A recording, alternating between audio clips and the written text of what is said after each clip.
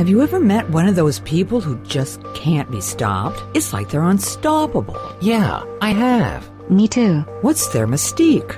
Nothing stops these people. Don't stop. Welcome to Mission Unstoppable with Coach Frankie Picasso. You're about to meet some of the most amazing people. Stop. Don't stop. They've accomplished their goals despite insurmountable odds. They beat adversity, physical hardship, and traumatic events, and emerged triumphantly. They're people just like you and me, and they're winners. Are you unstoppable? Here's Frankie to show you how. And welcome to Mission Unstoppable. I'm so glad that you are joining us today. Well, this is going to be quite a show. 2011 was a year that most North Americans remember for the attack on the Twin Towers in New York City. But for my next guest, 2011 was her personal year from hell. Beginning in July, when she went through a bitter divorce and custody battle, September, her mother had died from breast cancer, and October saw a foreclosure on her home. So why do bad things happen to good people? What lessons are to be learned from this, if any? Well, my guest today is Sandra Beck, and what she learned was that while God does work in mysterious and painful ways, through the ashes rises up something so much better. But you have to be open to receiving it. How did she do it? We're going to find out, because you know what? We're going to go on a mission unstoppable, and Sandra Beck is our guide today. So welcome, Sandra. Hey, thanks, Frankie. I'm glad to be here. This is quite an amazing story. And, you know, Sandra is a very successful radio host. She's an internet brand strategist. She's the CEO of her own company, Motherhood Incorporated, Inc. I mean, she is really a real go-getter. So, you know, she's a human being too. And, you know, she had one heck of a year, a lot of hits, let's say. But I want to go back in time a little bit to when Sandra was a little Sandra. What kind of kid were you? Were you a fighter scrapper or a girly girl? I was a fighter scrapper. If I wanted to get attention in my family, I had two brothers and a sister and a dad, and everything was about football and sports and being outside. And I wasn't a girly girl. And I used to fight with my sister about the pink wallpaper and the pink bedding that she chose for our room, which I still don't let her, live down till today. But I had to fight to be heard. I was the middle child, and there was a lot going on in my family. My family was the type of family that adopted other kids. It wasn't uncommon for there to be extra people at our dinner table or extra people sleeping on the floor. If my mom didn't have a bed for somebody, she'd pull the cushions off the couch, make a bed, put a pillow on it. There you go. I know that you were really close with your mom and you really admire your mom. What was it about her that you admired the most? Well, here's the funny thing, okay? My mom and I did not really see eye to eye when I was little. She would say things like, I don't know where you came from. Yeah, I got that too. Yeah, and my sister was very close to my mom. And then my sister went away to college. And then I kind of got my mom all to myself at that point. And it was really strange to be the girl then with my mom. And we really forged a great relationship when I was in college. Like, we talked about literature, we talked about movies, we talked about everything that I was doing in life. And we really found that when I grew into myself, as opposed to the scabby little tomboy, that we had a lot in common. And we actually toured Europe together for a couple months when at the time it was my husband, didn't want to go. So I said, hey, Mom, you want to go? She dropped everything and met me in London. Wow, that's awesome. That's the kind of mom we should all be. Yeah. Well, absolutely. My mom had a bunch of kids and she had a lot of responsibility, and I needed a lot of attention. And if I didn't get the attention, Frankie, I would just take off. I would just go in the woods, go climb up a tree, read a book, poke holes in the beaver dam and watch them fix it. That was fun for me. It's interesting, though, how you're this child, and yet your degree, like you have a master's in journalism and advertising, communications is your thing.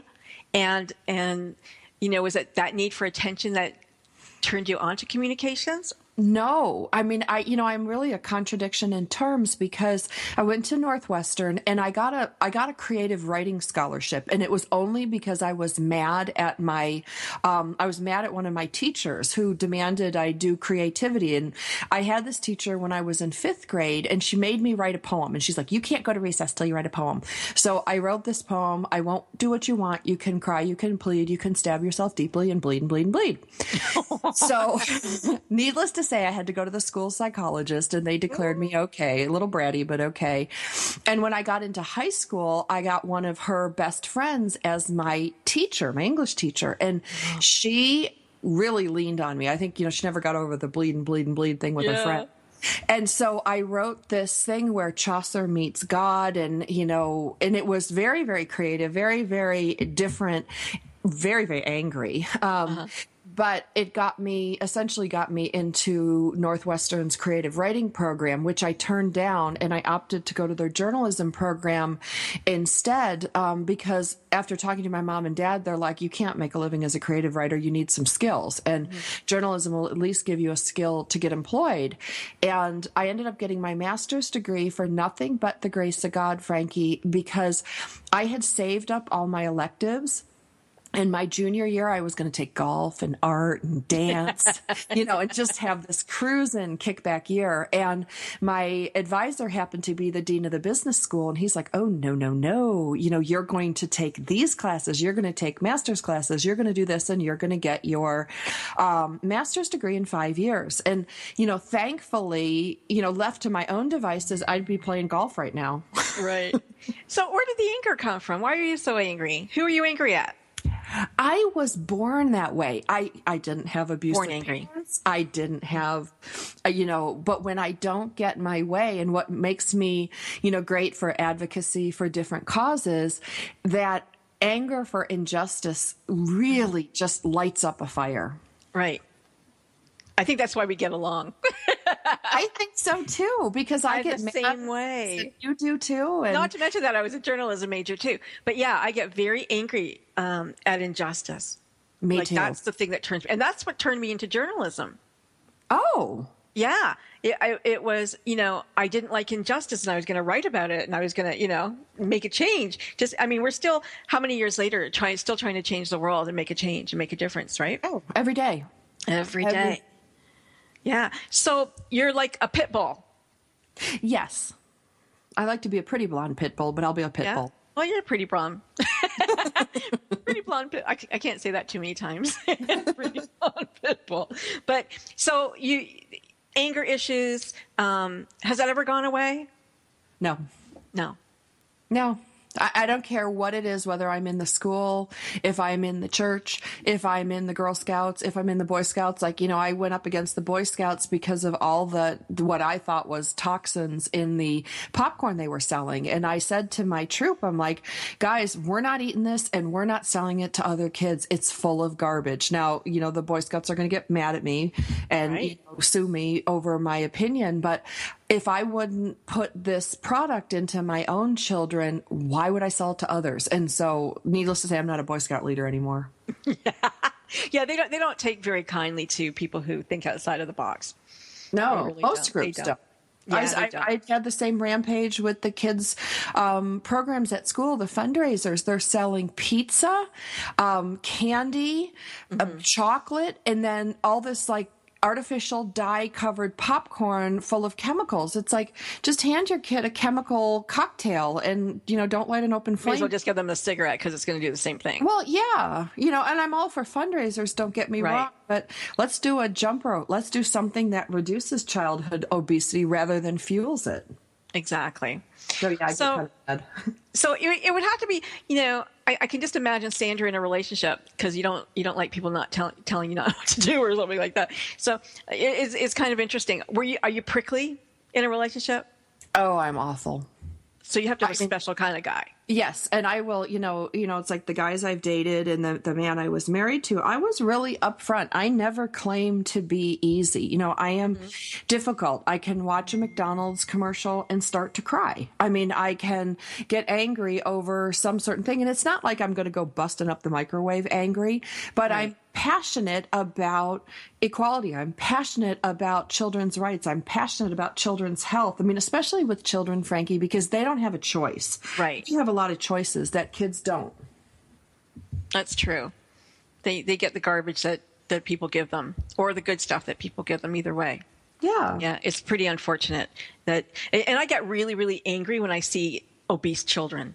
That's kind of something that really bothers me. Oh, okay. Can we go back to the Boy Scout thing? We can. Okay. We can. So I had a rampage, and I actually did it on the air, and I got in a lot of trouble, but it was worth it because they gave some fat kid in our state a marshmallow gun, and of course he's going to eat the marshmallows. But because he sold like 2,000 packages of some of the things they were selling. And I'm like, first of all, you should award the dad who worked at FedEx because he took that stuff to work and he sold it. The kid right. didn't sell it. So right. I was all bent out of shape about that, but then when what's a marshmallow gun? It's like a toy gun that shoots marshmallows. You stuff it with marshmallows and you fire them. You don't shoot them in your mouth. You shoot them at each other. Okay. It's a safe way to play with firearms. Sure. Like a Nerf. Like a Nerf, but use marshmallows instead. And I was so angry because this kid was so overweight. And, I was like, what are we rewarding here? We're putting up a kid who clearly eats too much, is sedentary, doesn't take care of his health, and his dad sells his stuff for him. Mm-hmm. Wow. Yeah, I was mad. I'd be mad. I just get mad that they don't try to look after their children. I mean, I don't know if I can say this, but I'm going to say it. Like you're diabetic. Yes. And you don't want to have more kids with diabetes. It's not necessary for them to grow into it. I mean, if they weren't born with childhood diabetes, they certainly don't need it. And we see more of that in the United States than anywhere else. Right. Right. And it's lifestyle. When I go into my son's classroom, and I know this kind of makes me a total bitch, but I look at these kids and I'm like fat, normal, fat, normal, fat. And, where do you go when you're an obese third grader? Yeah. So, that makes me really mad. I think it should be abuse. It is child abuse. In my book, that's child abuse. Absolutely. Because, like you said, they don't have a choice. There was a show. I'm going to go off here for just 1 second. There was a show in the UK, and it was a food coach. And what this family ate was tons of white bread and bologna, and pretty much that's all they ever ate. And they put it out on a table, and she said, "This is what your family eats in a week." And it was just piles and piles of white bread and bologna. And the mom goes, "Yeah, well," and she says, "There's not one vegetable. There's not fruit. There's nothing." She goes, "Well, my kids don't like that." And she said, "Really?" So they bought some fruit and whoa, I didn't even get that. Oh. We'll continue right after these messages. Stop. Have you heard? The pages of American Patchwork and Quilting magazine come to life on our new weekly online radio show, American Patchwork and Quilting. Join Pat Sloan, our blogging and quilt designer host, as she talks about the latest trends, ideas, and inspirations. Her guests include quilt pattern designers, authors, quilt shop owners, and our editors, all quilters, just like you. Call in with your questions. Get quilting tips from industry experts. Learn about free patterns. Hear behind-the-scenes stories from our magazines, American Patchwork and Quilting, Quilt Sampler, and Quilts and More. Get the scoop on free stuff and find out more about the best independent quilt shops in North America. To listen to a live show, tune in Monday at 4 p.m. Eastern. Just log on to allpeoplequilt.com/radio. To hear past shows, go to iTunes and search for American Patchwork and Quilting Radio. We hope you'll join us because we know that quilting changes everything. This is the TogiNet Radio Network, broadcasting quality programming to the world. It's words you never heard. Well, the U.S. sure has experienced torrential thunderstorms, lightning, and flooding recently. Thunderstorms, otherwise known as cockeyed bobs, can be pretty scary. What's the fear of thunder and lightning called? Astrophobia. Years ago, Roy Sullivan, a Virginia Park Ranger, was struck by lightning 7 different times and lived to tell about it. Lightning struck his head through his hat, set his hair on fire, and burned his eyebrows off.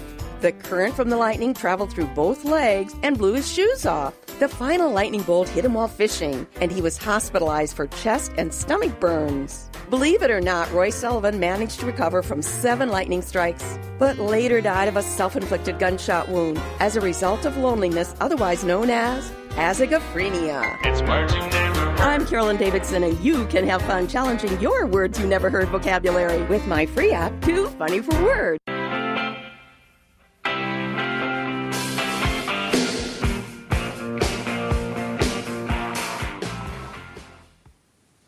Well, I hope that you stuck around. I'm so sorry. We're having a little Skype difficulties here today, and I totally missed my cue, but hopefully you're still here with us and listening. And we did go off on a little bit of a tangent. But the point I was trying to make about these obese children in this show was that the host went and made watercress soup. Now, that's something that you wouldn't exactly think a kid would like.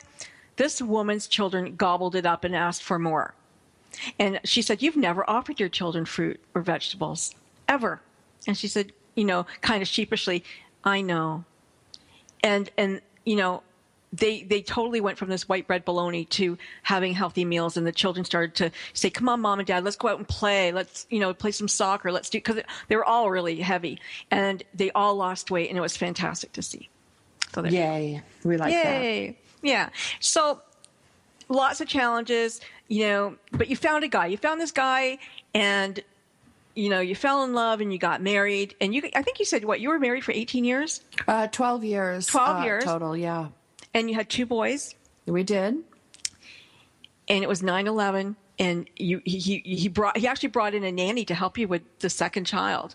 2011. It was 2011, and we had brought in a girl to help us in our home office, a local woman, a married woman with 2 kids, and I was pregnant with my second child, and I needed help because I was running a company, the company that funded our lifestyle, and then we also had a home business that my ex-husband worked in, so we brought her in to alleviate some of these things because I had to go on bed rest. Wow. And lo and behold, that in 2011, I filed for divorce because of their relationship. They later went on to get married. And when I went to business school, Frankie, they never taught me not to hire my husband's mistress. That's the class I missed. Yeah. Oh, you should have hired his best friend instead. Yeah, I should have hired some giant, huge, fat old man that, had no sex appeal. Not that this lady was anything to shake a stick at, but because, you always hope that somebody, if your husband leaves you, at least it makes sense if they leave you for somebody younger and thinner and hotter. But I'm just going to say in this case, and you can call it sour grapes, but I'm like, really? Yeah. Really? Like, the GED special? Come on now. Wow. Yeah. And so are they still married today? They are. Wow. Okay. So obviously, he didn't have great taste, and, there's a lot more to women than just looks, especially pregnant women. But, you're obviously extremely brilliant. And so you had this company and you filed for divorce, and the unthinkable happened. Yeah. My mom had been fighting through this whole battle, 5 years of breast cancer. And my divorce was final in July. My mom died in September. And then I went through a foreclosure at the same time, not of my main residence. I fought like tooth and nail to keep my main residence, but I did lose, the property that I bought, a 3-bedroom condo in Flagstaff in the ski area that I had rented out as an income property. And the intention was, I bought it when my son was born, that we had a short loan on it so that when my older son and my younger son turned 18, we could sell it for their education. And that was not only lost in the divorce, but forced into foreclosure because of the divorce. And I will tell you that my heart didn't break as much as my wallet broke. Like, I was really mad that my investments that I had worked for 20 years just were ripped into pieces. Intentionally, I'm sure. I can't get into somebody else's mind, but it was a huge money loss, hundreds of thousands of dollars, and it was frustrating. And then I had to drive out to pick up the few personal belongings I had there. It was just an utter collapse. Just an utter collapse. Yeah. I really like Flagstaff, actually. It's kind of a cool place. It is. Yeah. And what about the children, though? Didn't he go for custody of the children? Well, we had an agreement, and, it was just a verbal agreement, and the kids were primarily staying with me. I had working out of my house, and I had somebody coming in to help that I trusted. So that was good.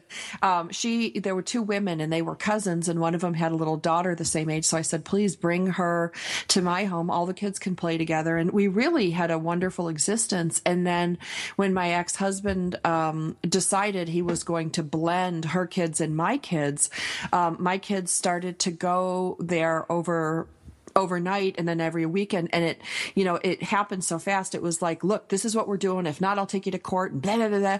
It was really ugly. And so my kids really had no preparation. I would have done it a lot slower. I would have introduced the concept. I would have worked with them, maybe not so much with my 4-year-old, but definitely with my, 6, 7-year-old, because he was angry. He was like, I am not getting ripped out of my house. Mm-hmm.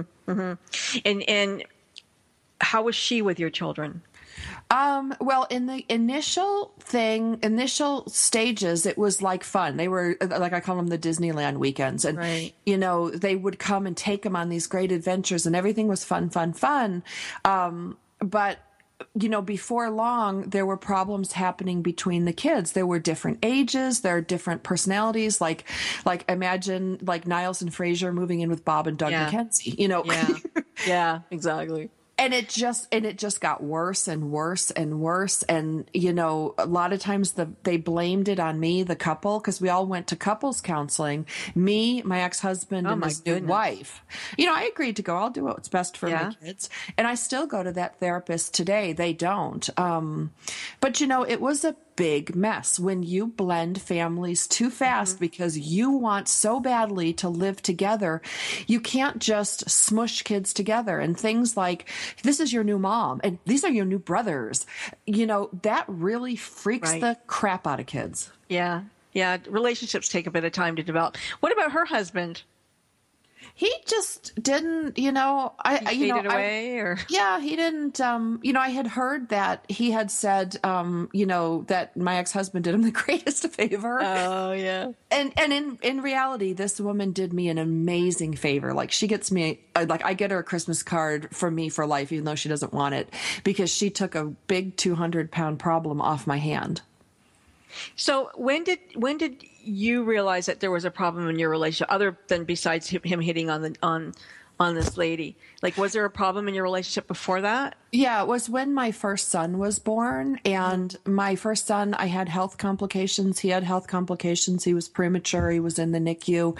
And I could see my ex-husband, what made him fun in his 20s, in his late 30s and 40s, it's not so fun when you don't grow up. He wanted to go to the movies. He wanted to do these things. And it's like, look, I'm working full time. I'm nursing the baby. Like, I'm not saying I was perfect, but it was attention, and the baby was getting the attention. And I saw it once at the baby shower, and I thought, that's a weird response, because he kind of got like all nose out of joint at the baby shower because everything was about me and the baby.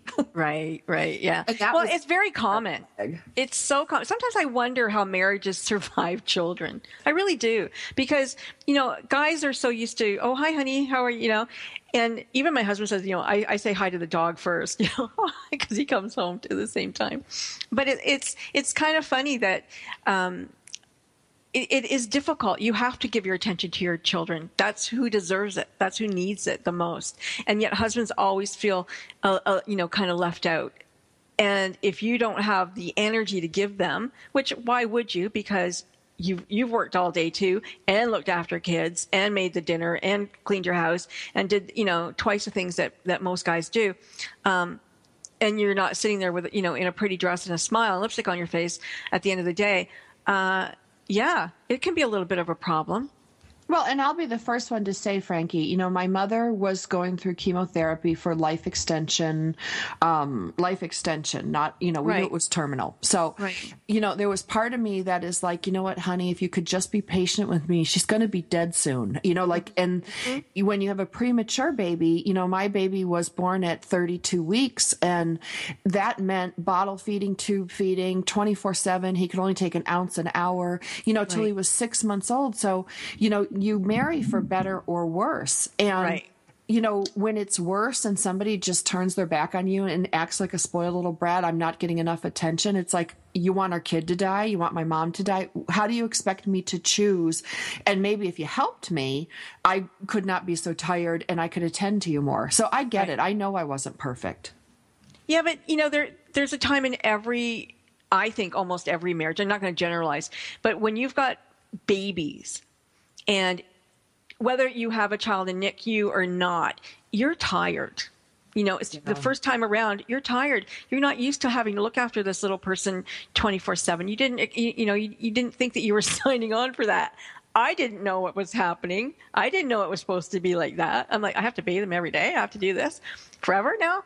And, you know, I was exhausted and my kid was fine. So, you know, everybody, I think a lot of marriages go through, if you have a good husband and you have a good guy who understands and can pitch in and can help you, amazing. But I didn't, you know, I didn't have that at all. And so it was no wonder that, you know, my marriage went down the tubes too, because I think he too was jealous that I didn't have the time, that, you know, everything was going towards the kids. Well, they're your kids. They're his kids too.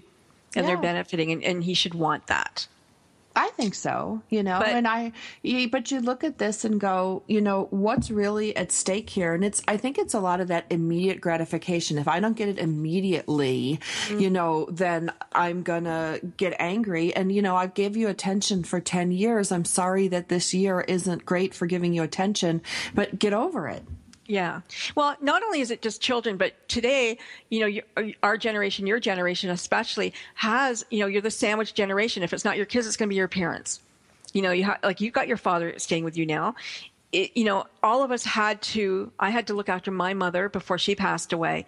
Like, it's happening now. This is, you know, these baby boomers are becoming aged, and eventually, you know, they have to look after the parents. So whether it's a new baby, or it's a senior, there's going to be some attention deficit somewhere. Right. Well, and you add on to working moms. Most of us are working full-time on top of everything else. We're about to go to a break, but stick around, because I'm sure that if this isn't your situation, you know of others who have been or are in this situation, because it's very common. But what Sandra did is uncommon. She is unstoppable.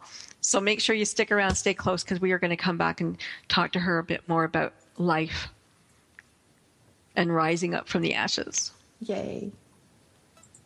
Don't stop. That's right. Don't stop listening. Mission Unstoppable with Coach Frankie Picasso will continue right after these messages. Stop. Secret Cuisines and Sacred Rituals is a quest, a place, and a feast. Join host Vilasi Venkatachalam every week to explore myths, mystique, old medicine, and brilliant modern solutions through a dazzling kaleidoscope of cuisines, cultures, and cures. This is the place where tribes gather, strangers and familiars, to be memory keepers and makers of our evolving, enduring, evergreen, spoken legacy of wisdom and ingenuity. In Velasi's words, when we do old things in new ways and new things in old ways, we paint with an inspired palette, weave our own healing traditions, and become our own guru. Vilasi is a troubadour of secret cuisines and sacred rituals. She collects stories of wisdom, ingenuity, and grit. She believes wellness and transformation happen when you stand at the threshold of delight and discovery. She displays her hidden penchant for drama when she leads the safari at the supper club. Her favorite pastime is to extol the marvels of cuisines, cultures, and cures. To her audience in workplaces, seminars, and salons, her mantra is, be your own guru. She is a biochemist, botanist, and alchemist who likes to churn delightful, useful things from a brew of art and science, ancient and evolving, old medicine and new cures. Join Velocity every Friday at 11 a.m. Eastern Standard Time, only here on the Woohoo Radio Network. It's the Fitness Minute with fitness expert Annette Hammond. Fox News recently reported that exercise slows the onset of memory loss and dementia, and that losing your memory is not an inevitable part of life. Multiple research shows having a healthy lifestyle and staying mentally challenged may lower your chance for diminished memory. Exercise counteracts the brain shrinkage that occurs with age. Studies have shown that while older exercisers gain 2% of brain volume, non-exercisers lost brain tissue. The benefits of exercise amass early, and the Journal of Sports Science and Medicine found that people in their 20s who exercised on a regular basis had a better memory compared to those that did not exercise. Exercise in midlife can significantly reduce the incidence of dementia 3 decades later. For the Fitness Minute, I'm Annette Hammond, keeping you healthy, happy, and fit.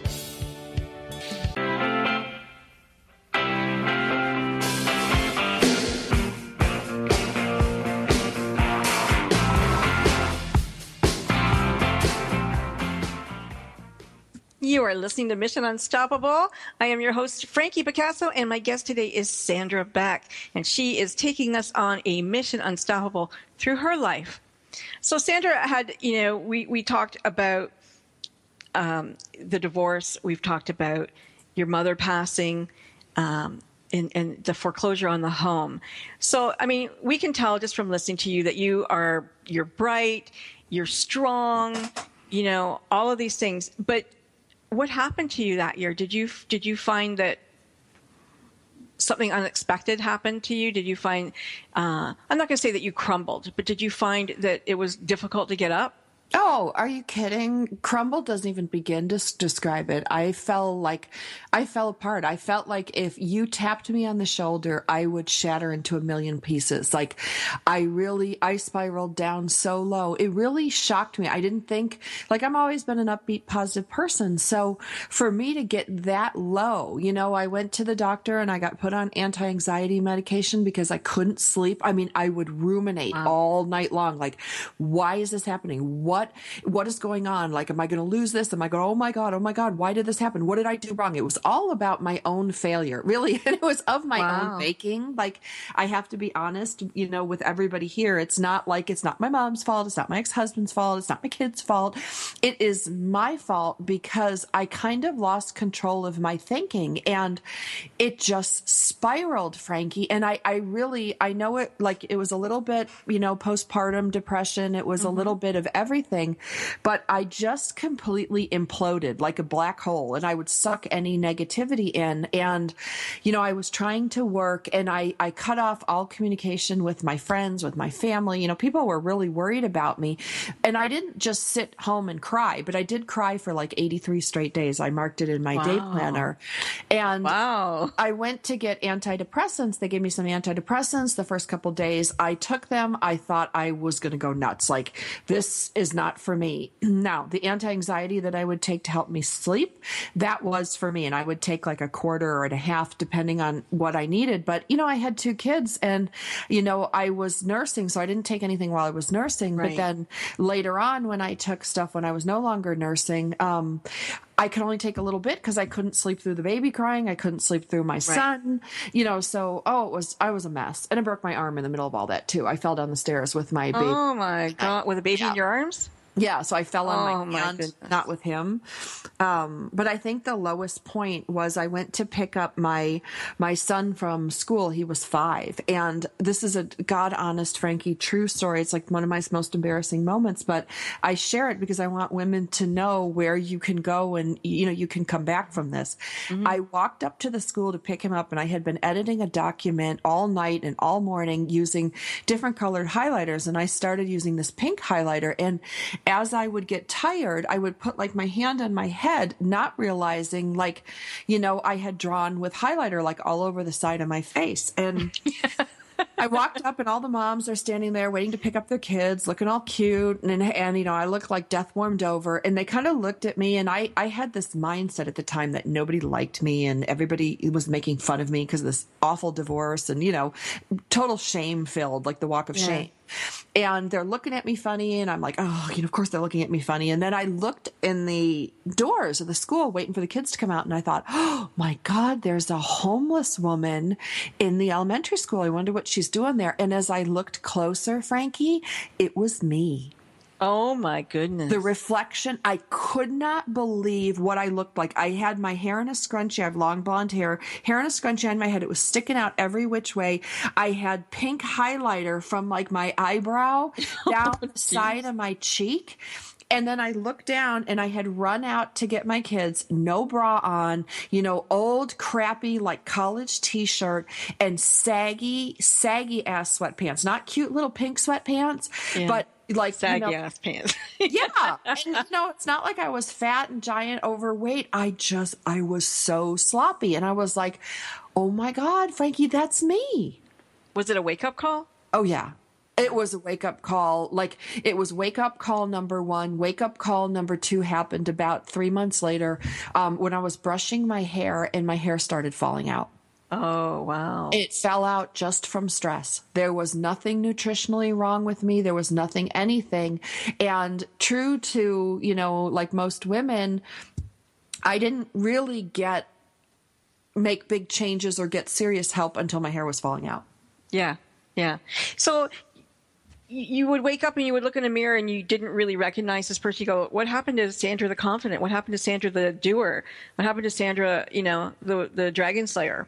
Yes. The and, activist. You know, that's exactly what I said to, you know, I did a lot of work over the years for the Marine Corps, and one of my Marine buddies came over that I've known, you know, for 20 years. And he goes, girl, he said, you look like SHIT. And I said, I'm sorry, I don't know what to do. And he stood me in the mirror. He like held my hair by the ponytail and he stood next to me all tough and big and bad. And he's like, you are going to say, I am the SHIT. And I started to laugh. And he's like, girl, you got to say it. I'm like, I am the SHIT. I am the, and I started that. And he's like, you're going to do this every morning when you get up 20 times. You're going to do it every time before you go to bed. And, you know, I had to change it when the kids were around. I would say, I am the bomb. But, you know, it was vulgar. It was funny. It was so out of character for me. And, you know, it started turning things around. So First Sergeant Michael Hoffman, if you're out there listening, thank you for teaching me that. Yeah. Yay. Was your husband abusive, like verbally abusive?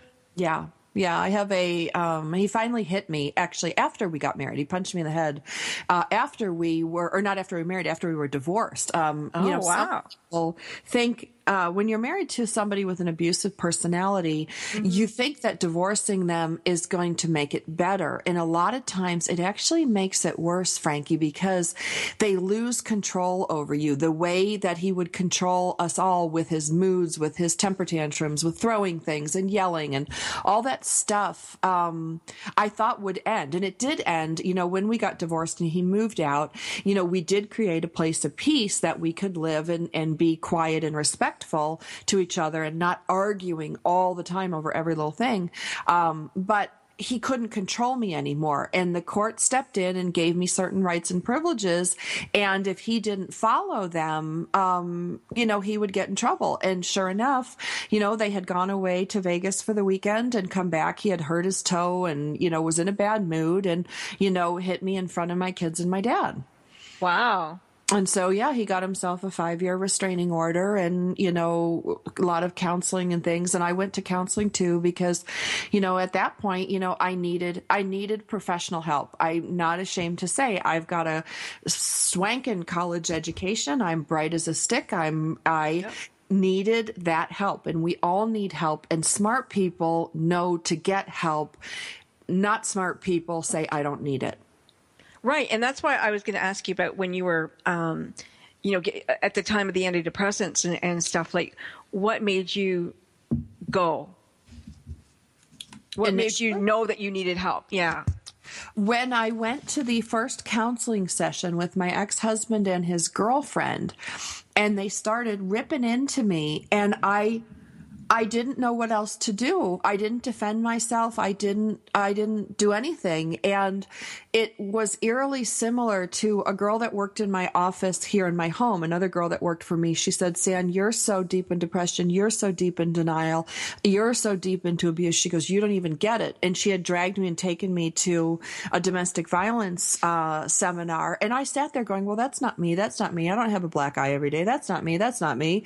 And when I went to the counseling session with these two people and the counselor, I actually started to cry and ran out. I'm like, I am not doing this. I'm not going to sit here and let you beat me up again with your words. And, so I got up and left. And then she called me and she said, this is serious. And she says, I can help you. She goes, I can help you. And I had a therapist in my marriage tell me, your marriage is going to end badly. It's going to end one of two ways, and it's not going to be good for you. And you need to start on, building yourself back up. But, when you get in these relationships over 12, 15, 20 years, it's not like it happens overnight. Right. So you're not even aware how much you're changing. Why would they tell you that your marriage is going to end badly? What therapist says that?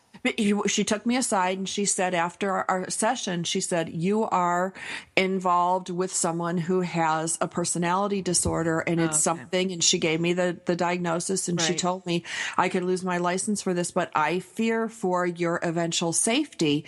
And she says, you don't get it. You are in denial. You don't even understand what's happening. And why would I? I never came from somebody who, abused me. Yeah, of course. It's I was married to an abusive man, physically and verbally abusive.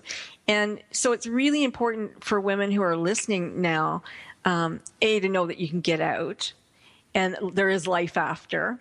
I mean, after, like you said, that he hit you after, but he has a restraining order. Did you press charges? Yeah. Yeah. And have you ever worried that he's going to hit your kids?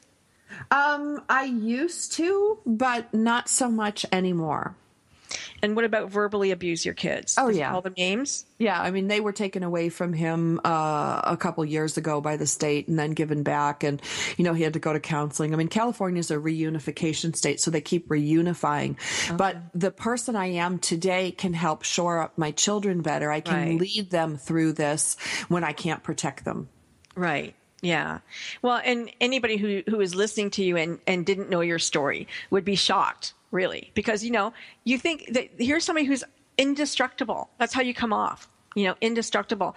And so all of us are human and all of us, can crack and fall, but it's not how far you fall. It's how you get back up. And we're going to go to break soon. But when we come back, we're going to talk about, how do you get back up? How do you bring your self-esteem back to the person that you are? Because really it was a temporary holiday, if you want to call it that, from the real you, I think. And because that wasn't you. But anybody can do that to you. Anybody, with enough determination can put you down. Enough time, enough closeness, enough everything can get to you. Words hurt. Words do hurt. Okay. So if you're in a relationship and you're being beaten up with words, know that too is abuse. We'll be right back in just a few moments. Stick around. Don't stop. That's right. Don't stop listening. Mission Unstoppable with Coach Frankie Picasso will continue right after these messages. Don't stop.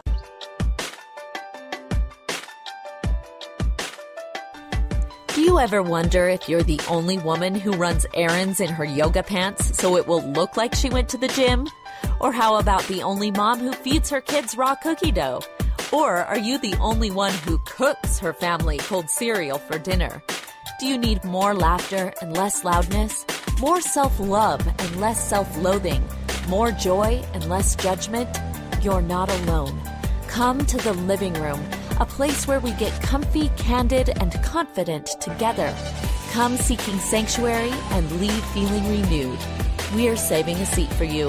Give yourself some living room today.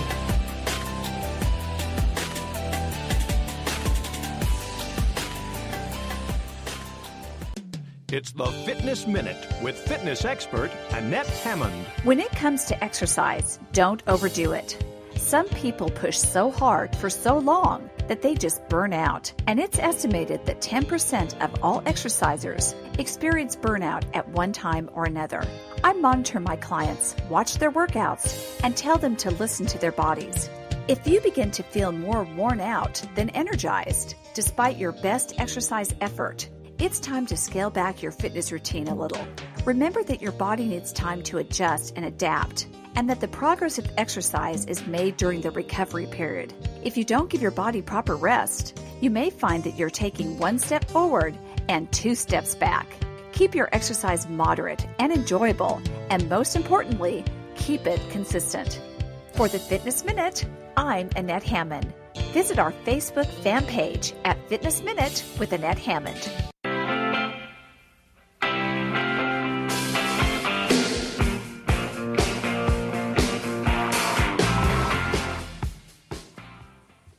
So what's a good story without a great ending? And Sandra's taken us through our mission. We're almost at the end of it, and we're going to find out, how do you come back? And what were the lessons? And, like we said at the beginning, God works in mysterious and painful ways, but through the ashes, we rise up and we're a better, stronger person for it if we're open to it. All of us have the opportunities. We don't all take advantage of them. So, Sandra, it was a very painful time. You did the best that you could with the knowledge that you had. Thankfully, people looked out for you and reached out to you and told you things that you needed to hear. What made you receptive to hearing them? What made me receptive to hearing them was I really was broken. And one of the problems that I did was I thought I was indestructible. I thought I was tough. I thought I could handle all this stuff, and I couldn't. And I was going down in flames, and I didn't realize it. But I got to a breaking point at one point that I just felt like so lost and so broken. And I prayed to God for help. I prayed for all the stuff. I prayed harder than I've ever prayed in my life. And, I realized I needed to listen, because sometimes when we are really smart and we do have high education and we do have a lot of power, we think we're immune to this, or we don't get it. Like, for whatever reason, I didn't get it. And I got to the point where I broke. It's almost like an alcoholic that has to admit he needs help. And, I thought it was some personal affront to me. And I thought if I admitted I needed help, that I couldn't do it. I was admitting I couldn't do it. And admitting you need help and admitting you can't do it are two different things, but I got them confused. Mm-hmm. And so that therapist that I told you about, she's so wonderful. I still see her today. She's been a co-parent with me in helping raise my kids so that I can have a resource every week to go to either unload, offload, get some advice, talk about, what we need to do next. She was so gentle with me. She's like, all she said is, she goes, I can help you. I've been there. Mm-hmm. And I can help you come back. You've lost yourself. She just talked to me, and it was only a 1 minute or a 2 minute phone call. It wasn't very much. And she said, whatever your insurance is, whatever your sliding scale is, she goes, I will make it work. And she's like, you don't have to go through this alone. And, when you have a difficult husband or a trying husband or an abusive husband, however you want to phrase it, so you can feel good about it and not have to face it. You don't have to go through this alone. And one of the things that we do, and one of the things an abusive partner does, is start alienating. He had pissed off all my friends. He had pissed off my family. He had, you get more and more isolated, and then you isolate yourself, and then you start to believe. Like, I want to just say something, Frankie, about Post-its. Mm-hmm. My ex-husband was a great rewriter in history. Like, if I went to pick him up from the airport and I was on time, 2 days later, I would have been late. 4 days later, I would have been 45 minutes late. A week later, I would have been an hour late. And how could I not remember these things? And so he'd rewrite this history. Right. And so what I started to do is I took these yellow Post-its and I would write the truth down or write what happened. Like American Airlines landed at 5:06. I was at the airport at 4:45. I would write this stuff down and I would save it and I'd put it in my day planner. I'd hide it in my kitchen cabinet, behind the cabinets that I know he doesn't go in. I'd hide it in my medicine cabinet. I'd hide it in my purse. And I would go back and refer them. And when my therapist told me to do this, she said, you write down what you know to be the truth and date it and timestamp it. And then compare it to what unfolds over time. And I started to wake up. I started to see all these little tricks that, somebody does unintentionally or because they're unaware, but they're angry, they want to hurt, whatever they're doing.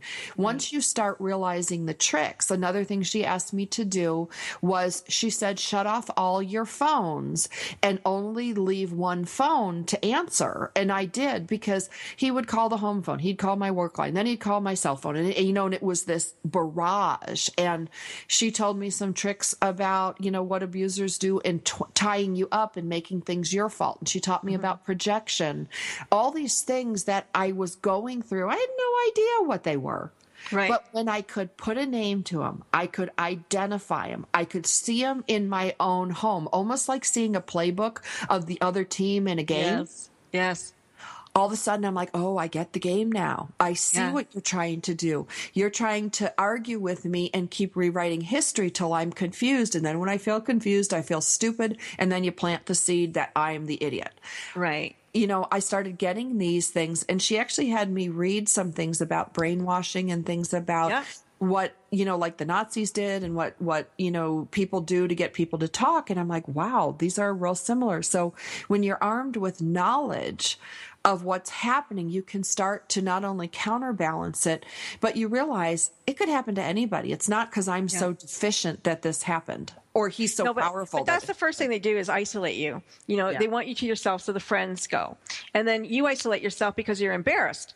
And you don't want to tell people about your abusive husband because why would a smart, intelligent woman be in an abusive relationship? That's not supposed to happen.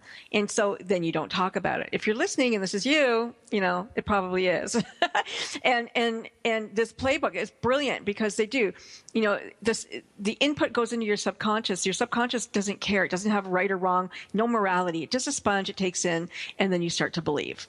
And so the biggest thing now is for you to start to challenge your thoughts. And you wrote something on a blog. I read it.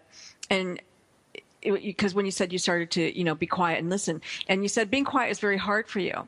And you said, I usually face challenges head on with all guns firing, but today I'm choosing the challenge to be still, the challenge to be quiet, the challenge to be in inner peace. Yeah. That's brilliant. Yeah. That was really hard for me because for somebody that, like, when I first came out of this relationship and came out of this marriage and this like I call it my trauma year, I went to Krav Maga and I studied martial arts because I was going to punch and I was going to kick. And it was really good for me throwing a tantrum because I couldn't sit still in yoga. I couldn't focus. Like I didn't have that. And so I spent 2 years training with the local karate instructor. And I would recommend anybody to do this. I kind of punched out. You punch and you scream and you roll on the ground. It's like a real tantrum, like, and it's an effective, good one. But it kind of got all that stuff out. And it took me a long time. I had swallowed stuff for, almost 15 years at this point. So it had to come out. And one time I remember Frankie was holding this punching bag and he was telling me to punch. And I punched and I punched and I punched. And before I knew it, Frankie, all these tears were coming down my face. Like, I don't know where it came from. And he's like, keep punching. And he made me punch through this whole crying jag. And he was so great because he didn't ask me why I was crying. He didn't get involved in anything. He just let me release this emotion. And once I could do that through physical exercise, through punching, kicking, screaming, and yelling, then I sat down and I wrote and I ripped up stuff and I wrote in journals and I threw them out and I wrote in journals and I burned them and I wrote on the internet and I wrote because that's what worked for me. You can paint. You can make jewelry. You can do whatever. Only then could I sit down like now in a yoga class and find it really restorative. Yeah, writing is good therapy too for those who like it. Who like it. You journal your truth and you get out all those emotions and say those things that you don't want to say to other people. But the truth is still there in that book for you to read. And it is. And there's some wide things, like you just have to say, like, I think I used the F word in my first journal, like every sentence. Yeah. I was like, F you for this, F me for that. How could I F and it was like, the vulgarity special. So how long was it then, before you looked in that mirror again and you saw that girl who climbed trees, that girl who, was up with her brothers, that Sandra? It took me years. Yeah. It definitely didn't happen the first year. It didn't happen the second year. I think I started seeing glimpses of her because as I started to get more in touch with my friends and more in touch with people from the past, and I started speaking to groups of women and going and listening to women speak, and I realized, what happened to me wasn't the end of the world.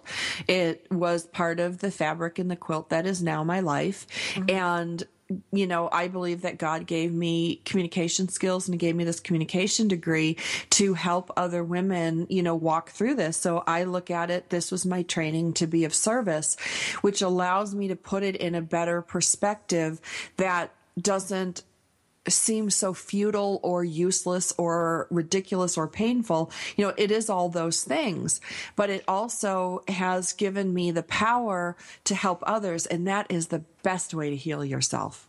So why don't you tell women how to find you? Because they're going to want to talk to you. Oh, yeah. Well, you can go to my website, which is the easiest thing. It's sandrabeck.com. And that website has a lot of articles about it that I wrote when I was going through divorce and going through the court and going through, the restraining order stuff. So I think it's really helpful for women. And, I've got a couple radio shows. So all of that can be navigated from sandrabeck.com. And what advice do you give them today about being unstoppable? You're more afraid of yourself than who's ever after you.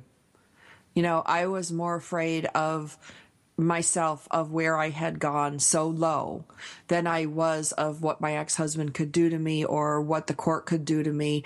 I felt like it had all been done, and that if you just take a tiny little step every day, and maybe it's to fix your hair, or maybe it's to go to a therapist, or maybe it's to go to a yoga class or a dance class or a Krav Maga class, or you reach out to a friend and say, I have a problem, I need some help.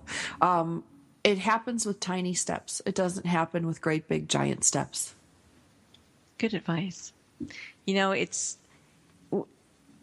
We're all challenged in life. Nobody gets through this life, I don't think, scot-free, right? We all come up against obstacles and things where we feel, I can't do this. But it's amazing that we can do things and that we can get through crisis, we can overcome obstacles, and we can come out the other side smarter, brighter, with the knowledge that you are strong and capable of really anything. And now, the sky's the limit for you. There's nothing and no one, no situation that you're not going to be able to handle because you know. Well, and I've already been to the darkness. I've already been as low as I think I could go. Maybe I could go lower. I don't know. I'm an overachiever. Let's not do it. No, but let's not do that. But you're different after. Right. And it's a good different. It is a good different. Well, thank you. We've come to the end of the show. Thanks for taking us on our mission, Unstoppable, Sandra. Wherever you are in the world, day or night, I appreciate you. Thank you for tuning in each and every week, and I really do appreciate having you in my backyard, let's say. Sandra, thanks again for coming on the show, and Karina, thanks for producing it today. You all take care now. Have yourself a good day. Bye now.